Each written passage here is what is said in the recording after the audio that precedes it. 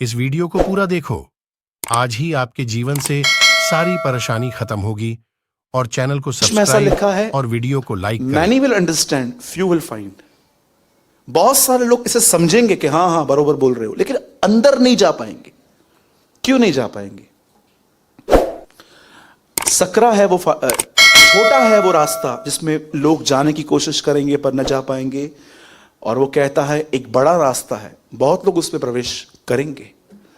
मैं आपको पूछना चाहता हूं, जब आप मत्ती 5, 6, 7, आप जानते हैं ना, पुराने नियम की 10 आज्ञा भी पहाड़ से सुनाई गई थी और अब नया नियम भी पहाड़ से नीचे उतरा। अब देखो, मैं नहीं जानता हूं कि आप में से कितने लोगों ने इस मत्ती 5, 6, 7 अध्यायों में जब यीशु की सारी आज्ञाएं पढ़ ली, तो उसके बाद यीशु ने इन सारी बातों पर चलने के लिए आपको एक चीज दी है। बदल लगाइए, मत्ती 7, 7 जोर से पढ़िए।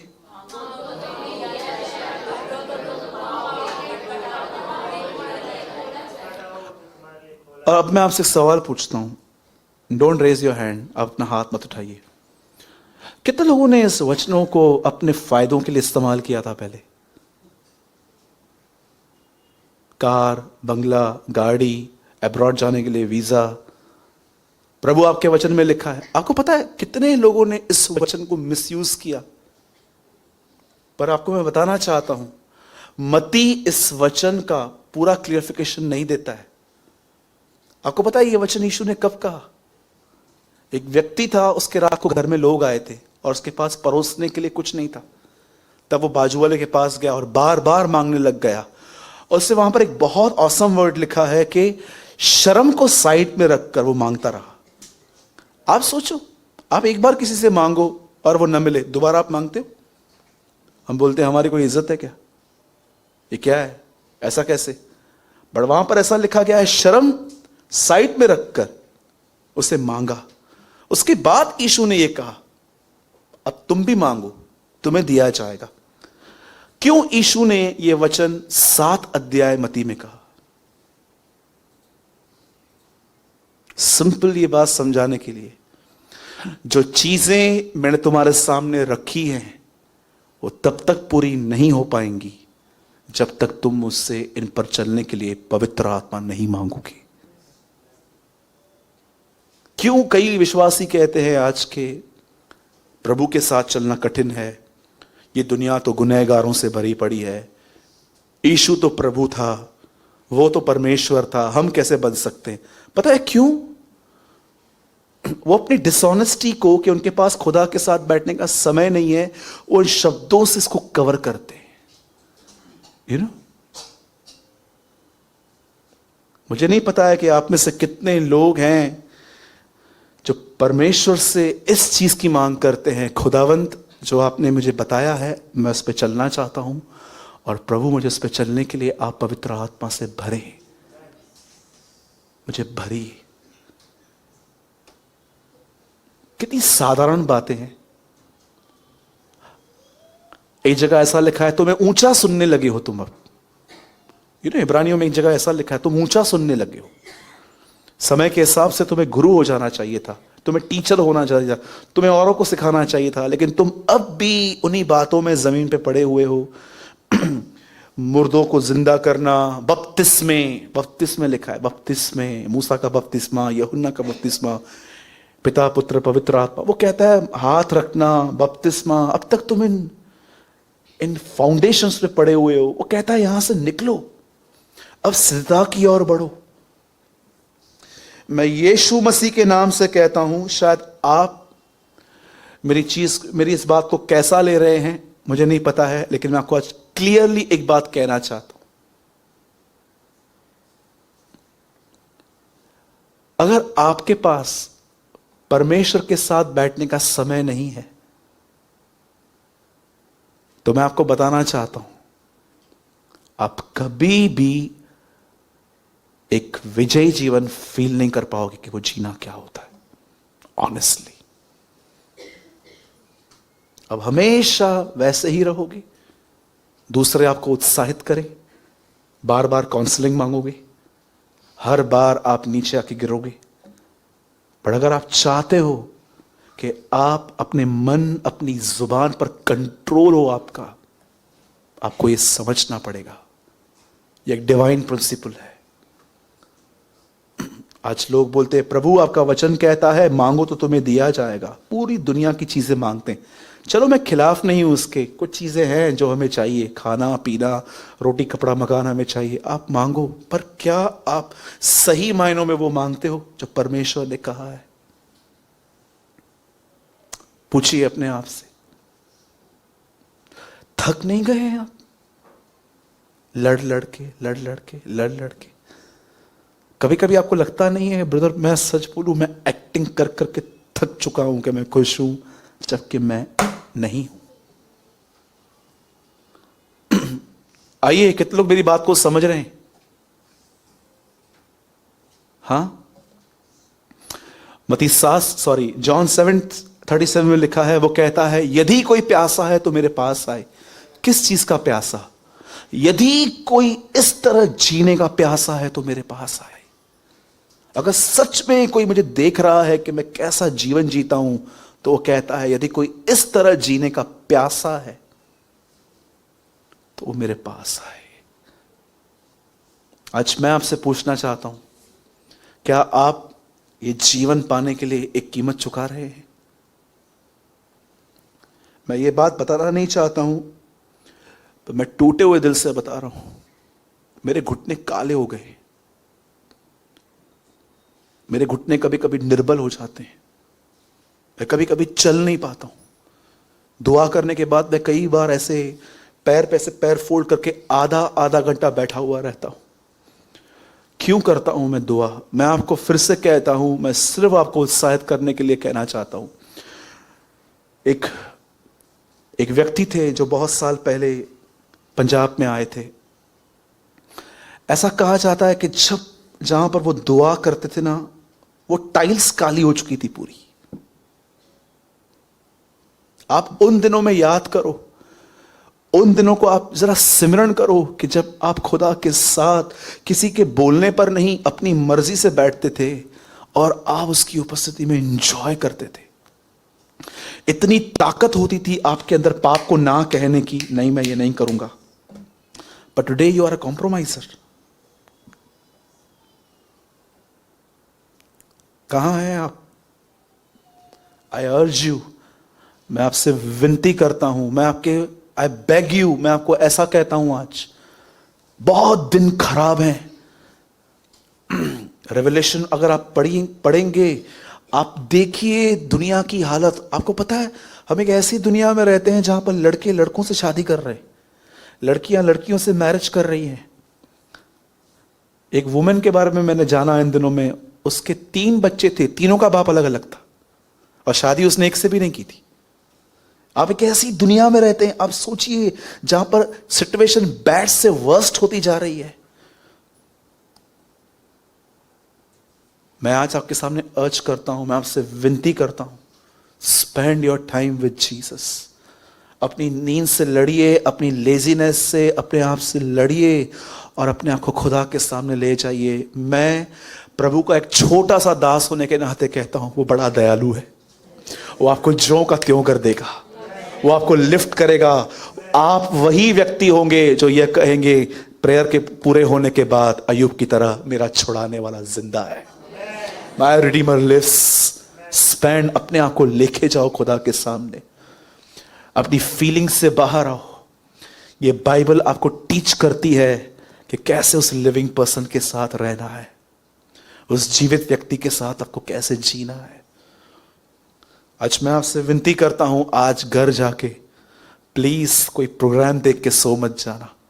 आज खुदा के साथ बैठना, उठाओ अपना बाइबल आज रात और बैठो और वापस उन हथियारों को लो अपने ऊपर और कमर बांधो अपनी। और मैं आपको एक बताना चाहता हूं, लिसन वेरी केयरफुली।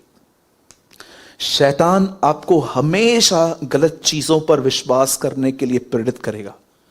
वो आपको हमेशा दिखाएगा तू वीक है, तू उठ नहीं पाएगा, तुझे बहुत स्ट्रगल करना पड़ेगा अब उठने के लिए। ऐ प्रेयर छोड़ इसको, कम ऑन आजा। इसकी गलत बातों पे ट्रस्ट मत कीजिए। मैं आपको कहना चाहता हूं, आप यीशु की संतान हैं, आप आज भी बलवान हैं उठने के लिए। अपना हाथ उठाइए, come on, lift your right hand. कहिए, प्रभु मुझे वापस उठने में मदद कर, मेरा हाथ पकड़, मुझे उठा, क्योंकि आज भी मैं विश्वास करता हूं कि भले ही मैं तुझसे दूर हूं, पर तू मेरे उतने ही करीब है। यीशु के नाम में आमीन। आइए, यीशु से बात की ना आपने, अब आप शैतान से बात करेंगे। बिलीव करो, वो आपको देख रहा है। हाँ, आप देख रहे हो हमें। बिलीव कीजिए कि शैतान आपको इस समय देख रहा है। अब ऐसे कीजिए, नहीं, डोंट वरी, फिंगर मत कीजिए। बोलिए, सुनो, दुष्ट आत्माओं, बाजू वाले को तो नहीं बोल रहा ना। बोलिए, शैतान अब तू मुझे और मूर्ख नहीं बना सकता। मैं परमेश्वर की संतान हूं, यीशु मेरा खुदा है, मैं अपनी बुलाहट को पूरी करूंगा यीशु के नाम में। आमीन। आइए, प्रभु यीशु के लिए जोरदार ताली बजाएं।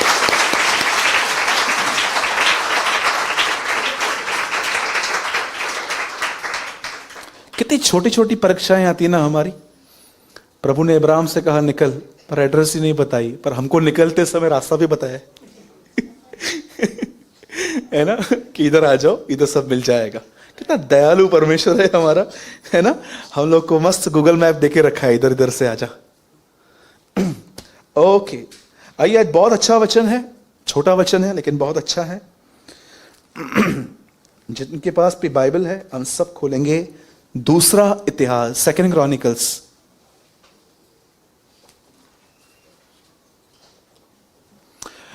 सेकंड क्रॉनिकल्स, दूसरा इतिहास और उसका 20वां अध्याय।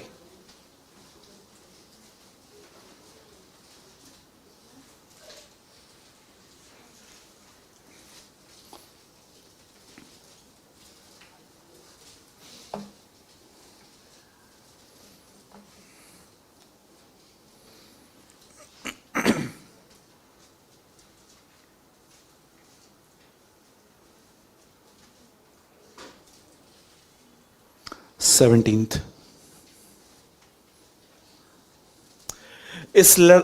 सबने खोल दिया? दूसरा इतिहास खोला सबने? ओके, ये उत्पत्ति के बाद आता है। ओके, थैंक यू लॉर्ड, सब पढ़ रहे हैं बाइबल। ओके, खोल लीजिए, हम रुकेंगे 15 मिनट। इसको नाम मिले, पेज नंबर 542। मिल गया? तो देखो, पेज थोड़े चिपके हुए रहेंगे आपके, है ना। कुछ लोग खोलते ही नहीं है। कितने लोग बाइबल सिर्फ चर्च में खोलते हैं, घर पे खोलते हैं। हाथ मत उठाना। थैंक गॉड, सब खोलते हैं। आइए, यहां देखिए, इस लड़ाई में तुम्हें लड़ना ना होगा। हे यहूदा और हे यरूशलेम, ठहरे रहना और खड़े रहकर परमेश्वर की ओर से अपना बचाव देखना। मत डरो और तुम्हारा मन कच्चा ना हो। कल उनका सामना करने को चलना और यहोवा तुम्हारे साथ रहेगा। क्या प्रॉमिस है, क्या प्रीच करूं, इतना साफ लिखा गया है। इंग्लिश लगाइए भैया। ओके, अगर कुछ भी पढ़ते समय मिस्टेक हो जाए तो इधर जो लिखा है वो समझ लेना। You will not have to fight this battle. Just stand there and watch the Lord save you, Judah and Jerusalem. Don't be afraid, don't worry, because the Lord is with you. So go out to stand against those people tomorrow. सही पढ़ा मैंने? हिंदी लगा दो भैया। आइए, ध्यान दीजिए अभी। ऐसा वर्ड है, मैं ऑलमोस्ट 365 डेज ये पढ़ता हूं। चैप्टर नहीं पढ़ता हूं, ऑनेस्टली बताऊं, पूरा चैप्टर नहीं पढ़ता हूं, लेकिन ये वर्ड है ना, मैं हमेशा अपनी आंखों के सामने रखता हूं कि सामना करो, परमेश्वर तुम्हारी ओर से लड़ेगा और तुम खुदा की तरफ से अपना एक बचाव देखोगे। ठीक है, मैं आपको बताना चाहता हूं, इस बात पर ध्यान देना जो मैं कह रहा हूं। ये जो वचन है, इस वचन से पहले इस व्यक्ति ने क्या किया था कि परमेश्वर ने इसके लिए किया, इस बात पे आपको ध्यान देना है आज। ठीक है, बाइबल एक व्यक्ति के विषय में बताती है, वो एक राजा था, उसका नाम यहोशापात था। ओके, और बाइबल ऐसा बताती है, इसके पास एक न्यूज पहुंची और बड़ी खतरनाक न्यूज थी। उस न्यूज में इसको बताया गया कि 3 राज्य के लोग और मुनि, बहुत सारे मुनि, सब इसको मारने के लिए आ रहे हैं। जब इस आदमी ने इस बात को सुना, ऐसा लिखा गया है, ये डर गया। बोलिए डर गया। क्या आप इस बात को जानते हो? डर का आना गुनाह नहीं है, पर डर के साथ चलते रहना एक गुनाह है। डर क्या है? सोचो, जब आप जब बीमार पड़ते हो और आप दवाइयां लेते हो और आप दवाइयों से ठीक नहीं होते हो और डॉक्टर आपको कहता है कि मुझे ब्लड टेस्ट करवानी है आपकी, और आप पैथोलॉजी में जाते हैं, वहां से आपका ब्लड निकाला जाता है और बड़े खतरनाक शब्दों में कहते हैं कल रिपोर्ट लेने आना। सारा दिन बैठ के सोचो, बैठ के पता नहीं क्या क्या प्रॉब्लम्स निकलेंगी। उस टाइम पे अपना मन कैसे हो जाता है? भय आ जाता है ना। फियर आना सिन नहीं है। अगर यहां पर कोई एक शेर आ जाए, कितने लोग यहां पर बैठेंगे? चेतन भाई, कहा दो। अच्छा चेतन भाई, बैठेंगे आप? क्या करेंगे आप? भाग जाऊंगा। आप में से कोई यहां पर बैठेगा? दिनों एसी मत वही रहने दो। दिनेश एसी के ऊपर बैठ जाएगा, पंकज ढोलक के ऊपर आ जाएगा, आकाश यहां पर बैठ जाएगा और बोलेंगे जाओ लड़ो, तुमने प्रचार किया था ना बचाव का काम, जाओ। सब मुझे आगे कर देंगे। ठीक है, देखो यहां पर क्या हुआ। जब इस व्यक्ति को पता चला कि 3 राज्य के लोग उस पर चढ़ाई करने के लिए आ रहे हैं, लिखा है वो डर गया। जानते हो डर क्या है? बोलो बाजू वाले को, डर एक झूठ है। हां, डर एक झूठ है। डर में जो मसाला मिक्स किया गया है ना आपको खिलाने के लिए, वो झूठ है। डर आपको पता है क्या आखिर? आपके हिसाब से डर एक्चुअली है क्या? डर है कुछ गलत होने वाला है, इस पर बिलीव करना। आपके साथ कुछ गलत होने वाला है, इस बात पर बिलीव करना, एक वो डर होता है। और कुछ भी नहीं है डर, वो एक भावनाएं हैं जो झूठी हैं, जो सिर्फ आपको फोर्स करती हैं उन चीजों पे बिलीव करने की जो चीजें हैं भी नहीं। और जानते हो परमेश्वर भी आपको फेथ ऐसे ही देता है। ऐसा लिखा है रोमियो की पत्री के अंदर, जो बातें हैं ही नहीं, परमेश्वर उनका नाम ऐसे लेता है जैसे वो है।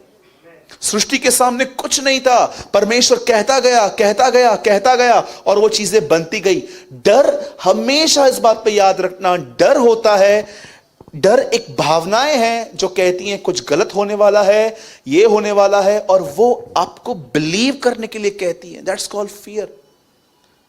वचन में कई बार लिखा गया है डरो मत, डरो मत, डरो मत। आप जानते हैं इस बात को, डरो मत।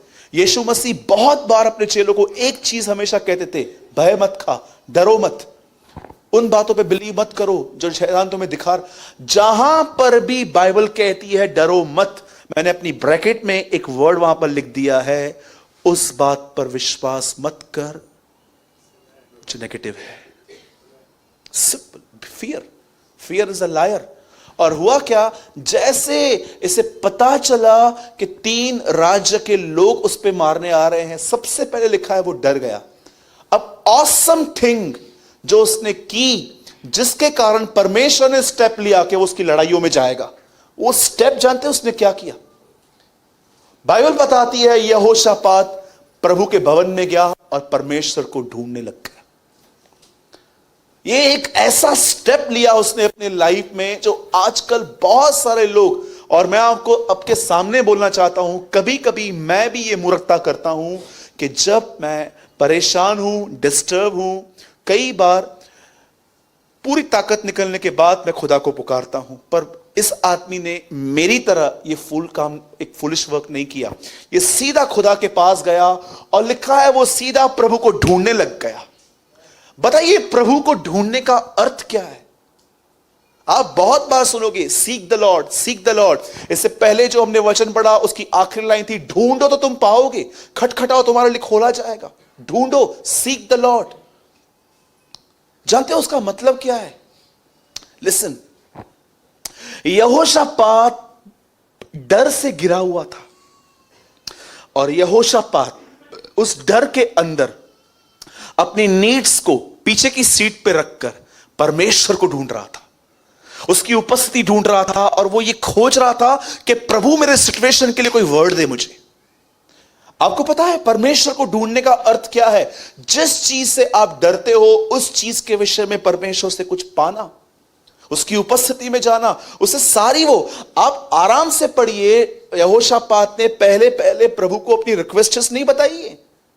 यहोशापात प्रभु की खोज में लग गया, उसकी उपस्थिति को ढूंढ रहा था, उसके वचन को ढूंढ रहा था कि प्रभु मुझसे कुछ बात करे इस विषय में, इस पर्टिकुलर विषय में कि ये लोग हमें मारने के लिए आ रहे हैं। मैं आपसे पूछना चाहता हूं, आइए जितने भी लोग यहां पर हैं ध्यान दीजिए, जब भी आप अपने लाइफ में किसी हार्ड टाइम से गुजरते हैं या आप कभी कभी ऐसी हीट से गुजर रहे हैं जो हीट आपको जला रही है, क्या आप परमेश्वर को इसलिए ढूंढते हो कि वो आपकी सिचुएशन में आपके लिए कुछ वर्ड दे? इसका एक वर्ड मैं आपको बताना चाहता हूं। यीशु ने कहा मनुष्य के परमेश्वर के मुंह से निकले गए वचन से वो जीवित रहेंगे। आज मैं इस वचन को पढ़ रहा था, मैं सोच रहा था यहोशापात पर्टिकुलर अपनी सिचुएशन में ढूंढ रहा था परमेश्वर को कि प्रभु मेरे इस सिचुएशन में मुझसे कुछ बात करे। और वो जैसे वो मंदिर में गया, उसे सीधा प्रभु से कहा, प्रभु क्या तेरे पास बल नहीं है? क्या तेरे पास शक्ति नहीं है? क्या तू वही नहीं है जिसने हमारे बाप दादाओं को मिस्र से निकाला? तू हमें यहां पर लेकर आया और देख अब ये लोग हमें परेशान कर रहे हैं, पर इनके सामने हमारा बस तो नहीं चलता, पर हमारी आंखें तेरी ओर लगी रहेंगी। जैसे उसने ये बात कही, आपको पता है जैसे उसकी प्रेयर कंप्लीट हुई, इस प्रेयर के कंप्लीट होने के बाद एक व्यक्ति पर पवित्र आत्मा उतरा और उस आदमी ने यहोशापात को यह वचन कहा था। और वो उसके बाद कहता है इस लड़ाई में तुम्हें लड़ना ना होगा। हे यहूदा, हे यरूशलेम, ठहरे रहना और खड़े रहकर परमेश्वर की ओर से अपना बचाव देखना, मत डरो, तुम्हारा मन कच्चा ना हो, कल उनका सामना करने को चलना और यहोवा तुम्हारे साथ रहेगा। मैं आपको बताना चाहता हूं, लिसन वेरी केयरफुली, इस आदमी ने अपनी लड़ाई क्यों जीती? सिर्फ एक वजह से, इसने लड़ाई में जाने से पहले परमेश्वर को ढूंढा। जीवन में बहुत सारी लड़ाइयां आएंगी, बहुत सारी। अगर आप ये लड़ाइयां बगैर परमेश्वर के लड़ोगे, मैं आपको बताना चाहता हूं आप थक जाओगे, आप हार जाओगे। लेकिन अगर आप ये लड़ाइयां परमेश्वर के साथ रहकर लड़ोगे, हर लड़ाई को आप देखोगे खुदा लड़ेगा, चाहे वो कोई भी हो। और मैं आपको बताऊं सबसे कठिन काम क्या है? खुद को हराना। It's very difficult. अपने आप से लड़ना, दूसरे से लड़ना मैं आपको सच कहता हूं इजी है, पर अपने आप को कई बार ये समझाना, नहीं सब ठीक हो जाएगा, नहीं सब ठीक हो जाएगा, ये कभी कभी अपने आप को समझाना आसान नहीं होता। It's very difficult. मैं आज आपसे पूछना चाहता हूं, आइए जितने भी लोग यहां पर हैं, कोई तो लड़ाई आपकी होती रहेगी। कोई बेचारा फाइनेंशियली इतना नीचे आ गया है कि वो अपने परिवार को ठीक से नहीं दे पा रहा है। कोई ऐसा व्यक्ति है जो बेचारा बीमार है, दवाइयां ठीक नहीं कर पा रही हैं। कोई ऐसा व्यक्ति यहां पर होगा जो व्यभिचार से लड़ रहा है, हर 3-4 दिन में व्यभिचार में गिरता है, वो माइंड में, आंखों के द्वारा, शारीरिक तौर से।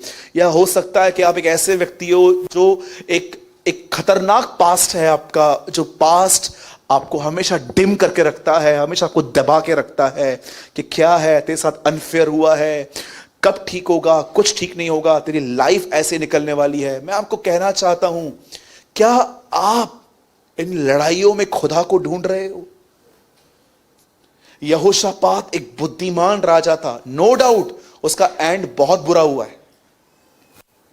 वो एक इज़राइल का एक सक्सेस किंग नहीं था आगे चल के, बट ये उसकी एक पॉइंट थी, ये उसकी एक चीज थी कि वो परमेश्वर को ढूंढ रहा था। आज मैं आपसे पूछना चाहता हूं, बताइए, मुर्दों में से जिंदा होने के बाद जब यीशु मरियम से मिला तो उससे मरियम से क्या कहा?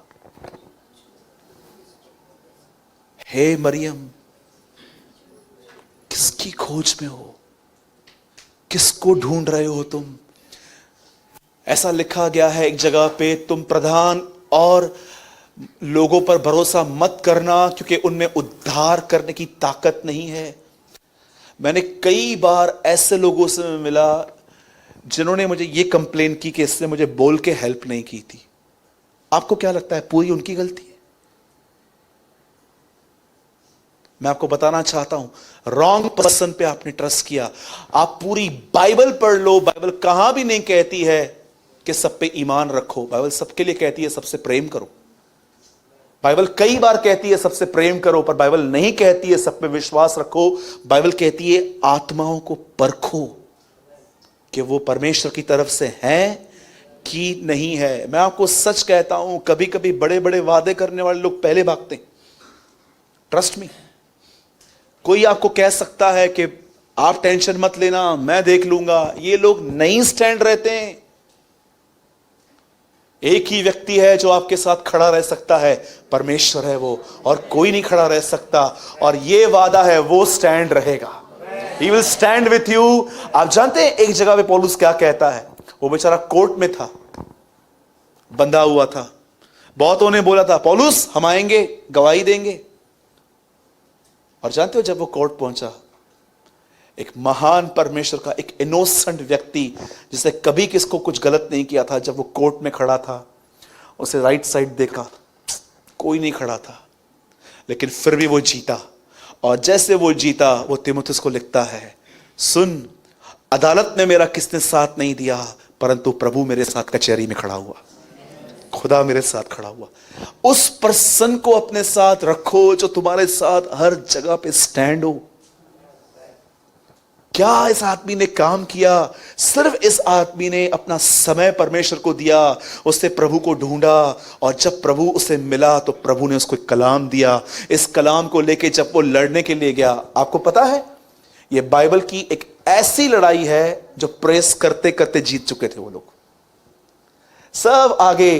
कितनी बड़ी बात है ना, गवैये थे वहां पर, गाने वाले, वो गा रहे थे गीत, प्रजा पीछे चल रही थी। अब सोचो, हर लड़ाई में तलवारें लोग आगे लेके जाते हैं। आप जानते हो ये लड़ाई कैसी थी? तलवार लेने वाले पीछे थे सब पीछे थे, और आगे कोई और थे। यीशु नाम की जय जय हो, सब ये लोग गीत गा रहे थे। आप आराम से पढ़िएगा, लिखा गया है जब उन्होंने गीत गाना शुरू किया, उनकी आपस में फूट पड़ गई, वो लड़ने लग गए,